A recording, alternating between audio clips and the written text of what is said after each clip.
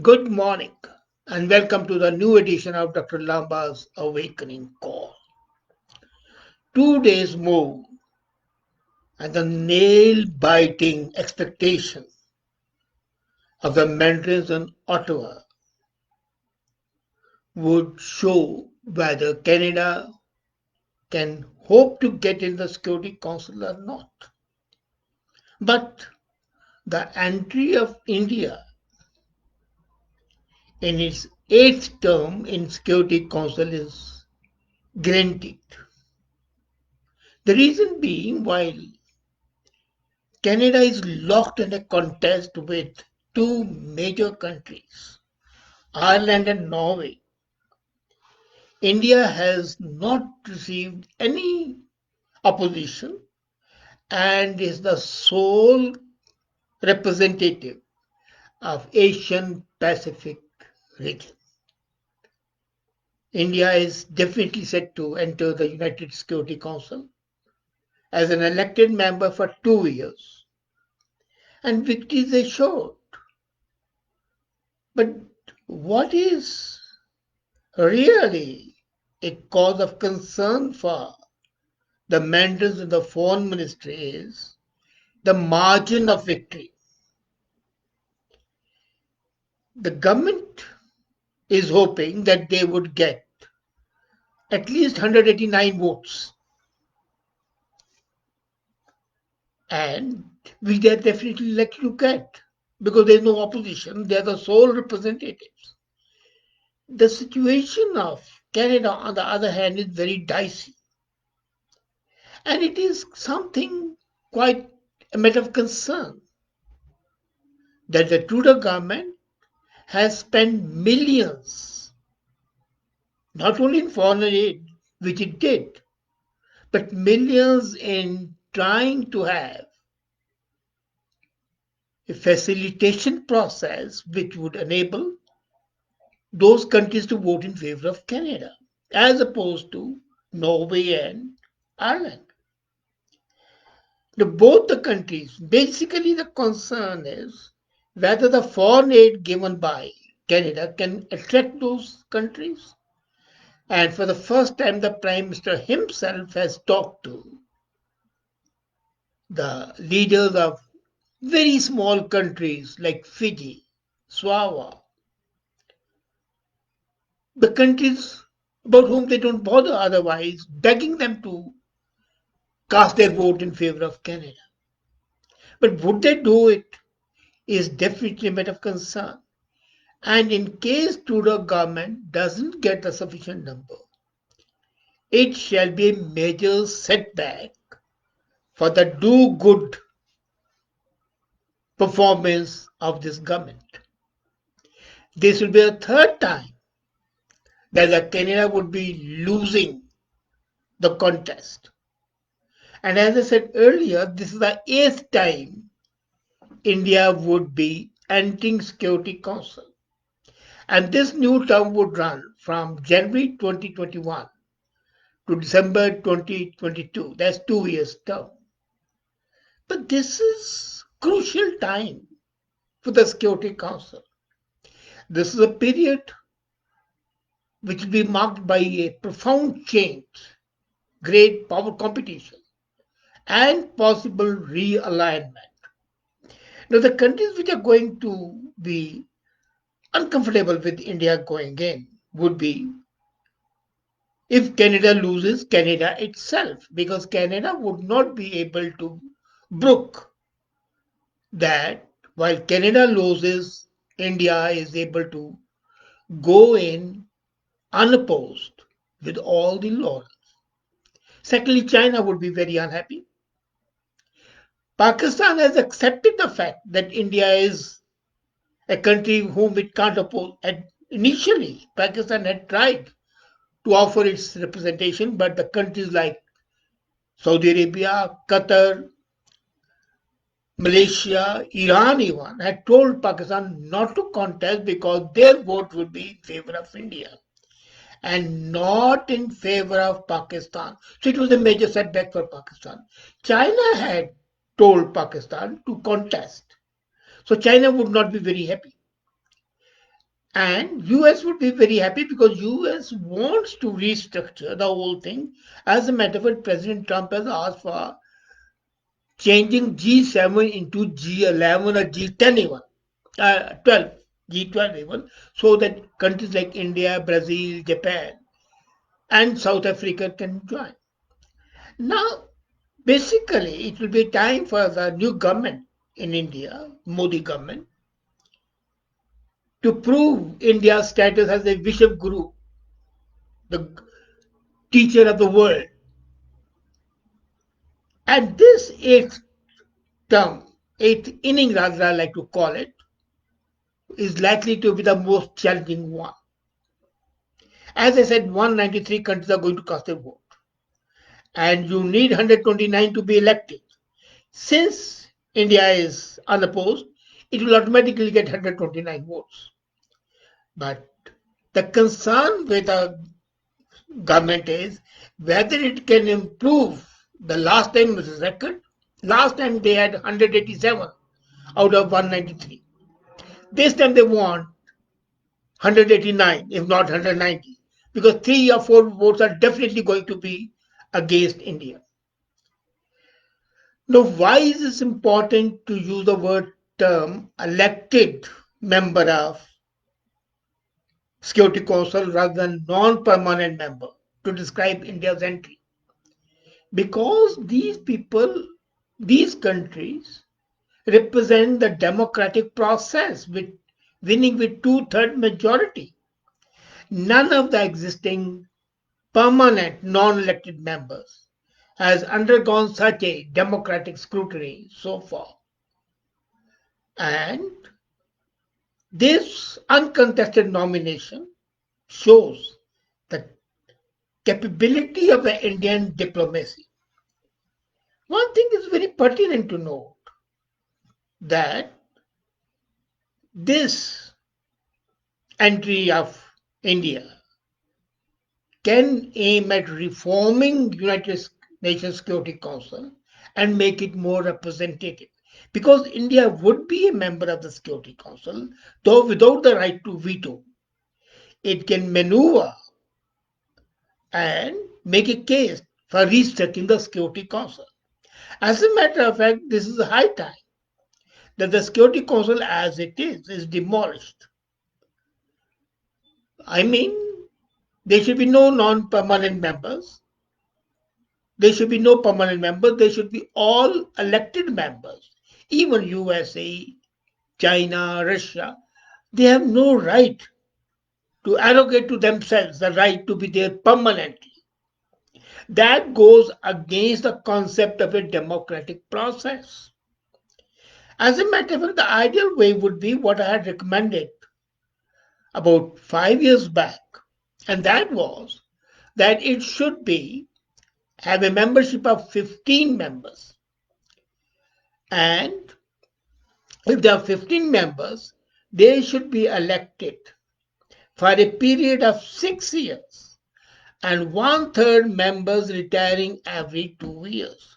So there'll be a sense of a permanence, a sense of continuity, a sense of democratic process. So all this would be there. So permanence would be there as well, and a democratic process would be there. Now, whether United Nations Security Council will expand to include a democratic nation of 1.3 billion is anybody's guess. But it's very important to keep pushing. And 1.3 billion going unrepresented, that's 1/7 of the world population not being represented in crucial decision making is something extremely, extremely important. I'd like to read a comment just made by Dr. Azad Kaushik. He says, for the UN to reclaim its purpose, it must reform to reflect the reality of the world today. Exactly, Dr. Kaushik, that's exactly what I'm saying. You cannot take any concerted action without the participation of countries like India and China because of their population. Countries like USA, China, India, England, France, and Japan because of their economic progress. Countries like South Africa and Brazil because of their locational advantages, and countries like Israel because of their innovation. Till now, the last two categories of population and locational and innovation has been discounted. It is only the five countries which were originally successful. And at that time, as a matter of fact, India should have been given a permanent seat, which it was not. It was Chiang Kai-shek government, which was represented earlier, and then that was replaced by the Communist China. Now, if I use the new terminology being used by the Modi government, and Modi has a love for using acronyms. This is a time when the goal comes riding a weak vehicle, and the vehicle is called norms. Norms essentially means a new orientation for a reformed multilateral system. Now, let's be very clear the age of globalization is over. COVID 19 has very clearly stated that globalization is a process which has its drawbacks, but the age of multilateralism is dawning. You don't deal with the world at one to one. You have a multilateral relationships. And that's why India is an important member of the Quad system. India is an important member, though observer, and has to be at ASEAN. India has to be a member of G7 to be re-christian G10 or G12. India is already in G20.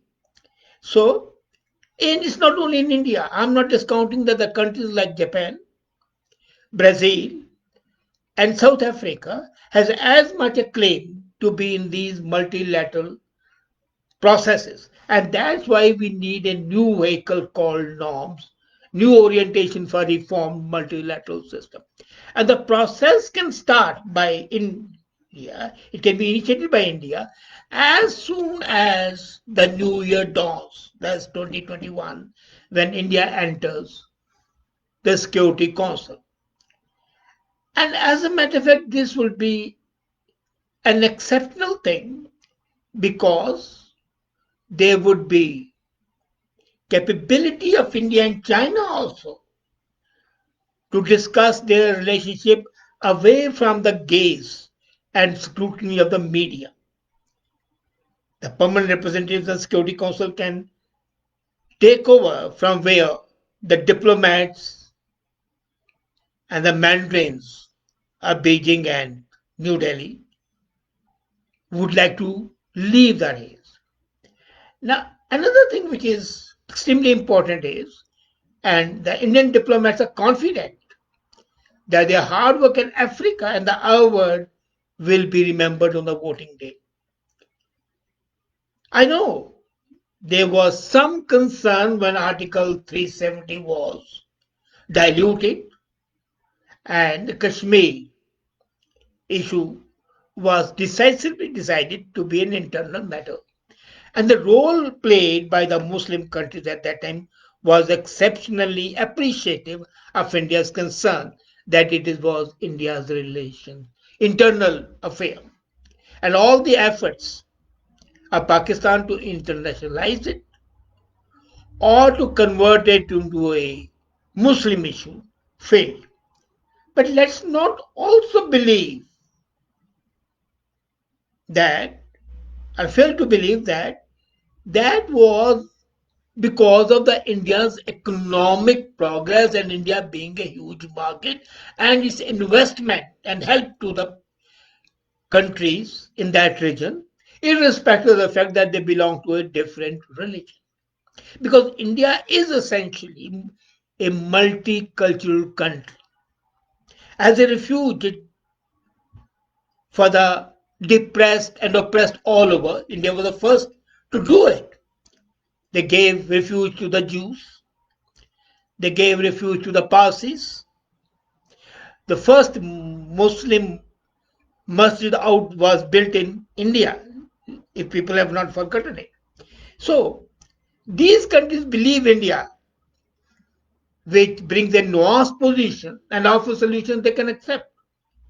India has extended $7 billion in the line of credit, $700 million in grants, and $1 billion in buyer's credit to the African countries.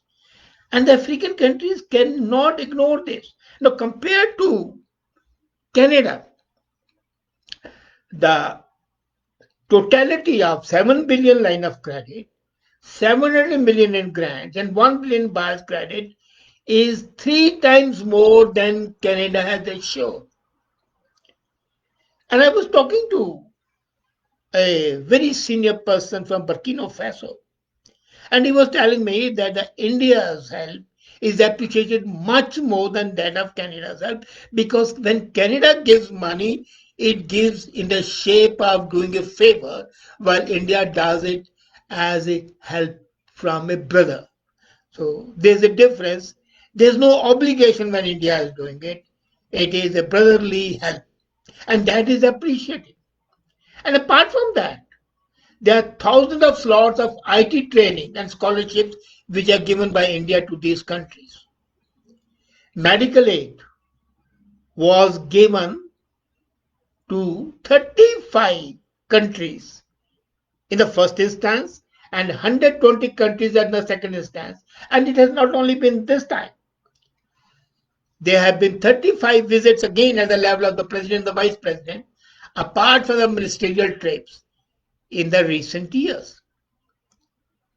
I am quite interested in letting you know that foreign Minister Jaishankar had stated very clearly that an unreformed and underrepresented multilateral system cannot deal effectively with the new and the present challenges. And what are those challenges? Pandemics, whether it's coronavirus or the new pandemics which are going to come, and terrorism.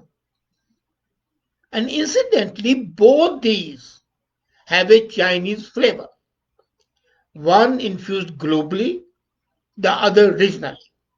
So a multilateral system designed in the last century cannot effectively deal with the current disorder. This is the new insight that has to be brought in, and that's where the role of India will be extremely important. Now, let's suppose that Canada wins, and I hope it wins in getting a seat. What shall be its role? Would it be able to assert itself against two opposing blocs? One, USA. Would it have the ability to say to USA, no, we don't want it or we don't like it, because the complete defense of Canada depends on USA. And not only the defense, economy also, 87% of our trade is with USA. We have put all the eggs in one basket. And that's why at one time I had said that Canada is the best, is the 51st state of USA. Now, coming to that, although there has been some show of independence by Prime Minister Trudeau, by and large we toe the line of USA. Second is about China. Till now, this government has been kowtowing China everywhere. They have not shown a single time when they could assert against China. So, being members of the Security Council, how would they steer clear of these two opposing powers? Well, India has shown very clearly that when need is there, it can oppose anybody and everybody. It had no hesitation in condemning USA and in opposing China as well. And the latest example, imagine it. No other country could afford to do, could even dare do it. I wouldn't say afford, dare do it. Refuse visas to the so-called United States Religious Freedom Commission, that House of Representative and Senate combined institution, which arrogates to itself the right to see that the religious freedoms are exercised. The members were refused visa. This act of independence and assertion of sovereignty shows that India wants to be friendly but not subservient, not slave. Now, coming back, let's not deny it that say the multilateral system designed the last century is not applicable today, change is essential. And it's time to counter the countries whose main business is to block others from playing a bigger role. The US has to decide how it wants to play. There has been disengagement over the last 10 years. And that disengagement has enabled China to gain influence within UNO and outside.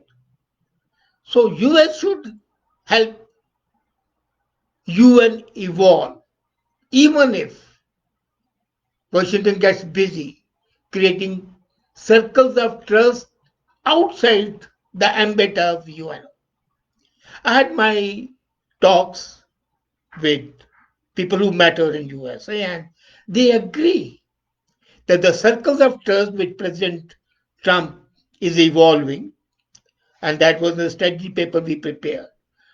Those circles of trust with the like-minded countries must be included in the activities of UNO Security Council, and here is where India will play a major role.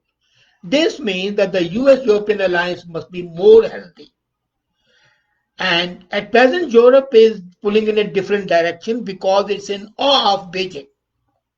But that's going to be expensive for Europe, not for USA. The US-China Cold War will remain a feature.